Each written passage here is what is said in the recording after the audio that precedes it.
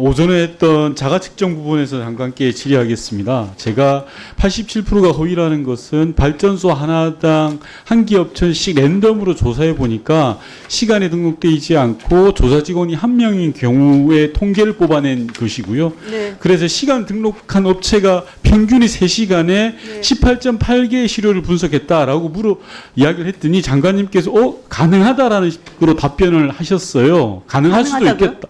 가능할 수도 있겠다. 3시간. 상황에 따라서 예, 상황에 따라서 가능할 수도 있다. 다르죠. PPT 봐주십시오. 이게 환경과학원에서 준 자료입니다. 시료 한 개당 3시간, 2시간 걸린다고 나와 있어요. 장관님 보세요, 이 PPT를. 네.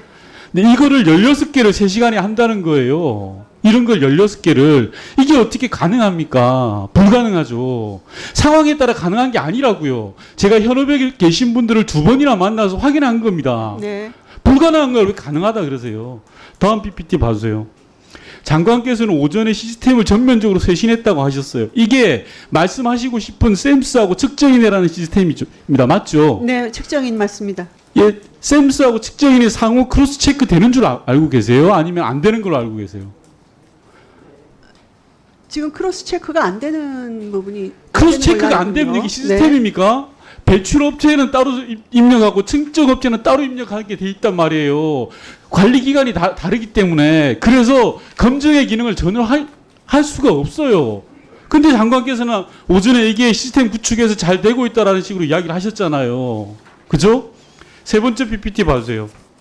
이게 뭐냐고 하면 네이버에 치면 나옵니다. 조작 가능한 GPS 치면.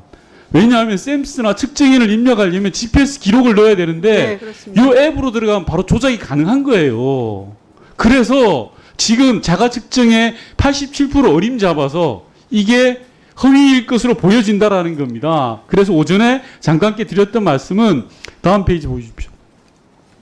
자가측정업체 대행업체를 전체를 전수조사해서 이번에 한번 따져보자. 그래서 이런 일이 다시 안 나도록 하자.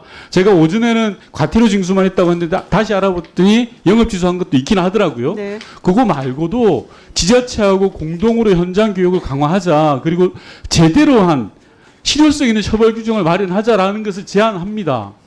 어떻게 생각하세요, 장관님? 네, 그 부분에 대해서 말씀을 드리겠습니다. 지금 말씀하신 그런 하나하나의 문제점이 있어서 지금 하나하나 또 개선을 해나가고 있습니다. 그런 부분에 대해서 말씀을 드리겠습니다. 일단 잠깐만요. 장관님, 환경부에서 하나하나 개선했다는 보도자료 제가 다 봤어요. 올 8월 달에 낸 게 그게 조금 전 PPT 보여주세요.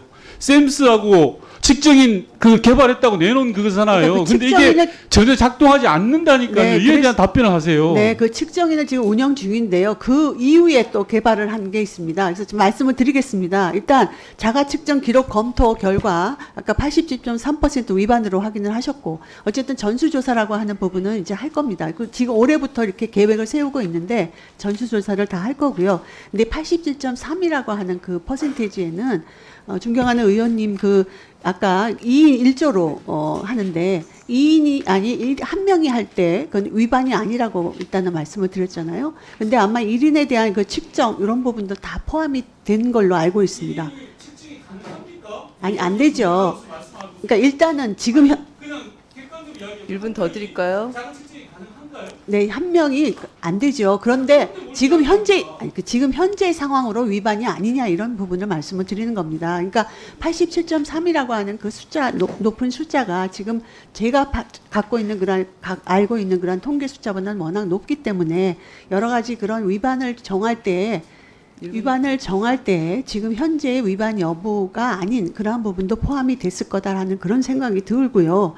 그다음에 그간 자가 측정 업체 이러한 부분에 대해서는 처벌 사례가 없었습니다. 없었다 하는 그런 부분에 대해서 매년 지금 지자체를 중심으로 지도 단속을 해오고 있고 환경부 지자체가 지금 자가 측정 업체에 대해서 처분 사례 뭐 과태료를 물론 지금 솜방망이라고 말씀을 하셨는데 그렇기 때문에 올해 상반기에는 지금 개선된 측정인 시스템 말씀하신 이거를 활용을 해서 대기 배출 시설하고 측정 대행 업체를 동시에 자가 측정 실태 점검 체계로 이렇게 전환을 했습니다. 그거를 해서 지금 8개 업체를 위반 사례를 이제 확인을 한 그런 부분이고 현재 경찰 수사가 진행이 중에 있습니다. 예, 알겠습니다. 그리고 올해 300개 네, 예. 하반기에는 지자체하고 지금 전수조사 말씀하신 전수조사를 지금 진행할 계획이 네, 제가 또 딴 것 때문에 장관님 죄송한데 답변은 좀 이따 해주시고 네. 아까 오폐수 규제 화학물질 관련해서 용산과 논의한 바가 없다고 하셨어요, 장관님. 오페스요? 예, 오폐수하고 화학물질 규제와 관련해서 용산하고 논의한 바가 없다고 하시는. 화학물질 규제요? 예, 아까 우리 아니요, 존경하는 화학물질- 전용기 의원님께서 말씀하셨던 오폐수 규제 이게 화학물질 규제이거든요. 요거 용산하고 논의한 바 없다고 하셨잖아요. 오폐수 규제는 그 현대올뱅크 그 폐수 재이용 규제 말씀하시는 거 킬러 규제죠? 같이 더불어서요. 다 화학물질 규제 안에 오폐수 규제가 포함되니까요. 그 용산하고 아까 논의한 바가 없다고 논의한 하셨잖아요. 바가 없다라고 하는 것은 지금 폐수 재이용에 대한 그 공업용수 아니 활용을 말을 돌리지 네, 마시고요. 다시 말을 돌리는 게 아닙니다. 아까 우리 존경하는 전용기 의원님께서 저한테 질의하신 그 부분은 폐수 재이용에 대한 그 부분을 말씀을 하신 겁니다. 그 부분에 대해서 용산하고 네. 네, 네. 장관님 환경기자가 하셨잖아요. 네. 대통령 주제로 킬러 규제 효과 규제 역시 전략 회의를 하셔요. 여기에 주요한 테마가 화학물질 규제입니다. 네. 그러면 당연히 환경부 화학물질과하고 환경보건부가 상의를 해서 규제를 올릴 거예요. 네, 올립니다. 당연히 협의하고 의논하는 거죠. 그런데 아까 장관님께서는 논의한 바가 없다고 거짓말하셨잖아요. 거짓말을 한 게 아닙니다. 확인해볼까요? 아니, 논의한 적 없다고 하셨잖아요. 논의한 적이 없다 하는 이 부분은 아까 우리 존경하는 전용기 의원님께서 말씀하신 폐수 재이용하고 관련된 현대오일뱅크 예, 오일뱅크 건을 말씀하신 겁니다. 뱅크건이 화학물질 규제에 포함돼 있어요. 네, 물론 네, 정리해 화학물질 주시기 규제에 바랍니다. 포함되지만 이 폐수 재이용하고 관련된 그 킬러 규제를 말씀을 하신 부분입니다. 그리고 그러면요, 한 가지 잘해주시면 한 분만 해줄게요. 대통령 규제, 킬러 규제 효과 규제 역시 전략 회의가 있었을 겁니다. 있었죠. 이거와 관련해서 네. 환경부에서 용산 대통령실을 제출하고 주고받았던 자료를 저한테 연락 시켜주십시오.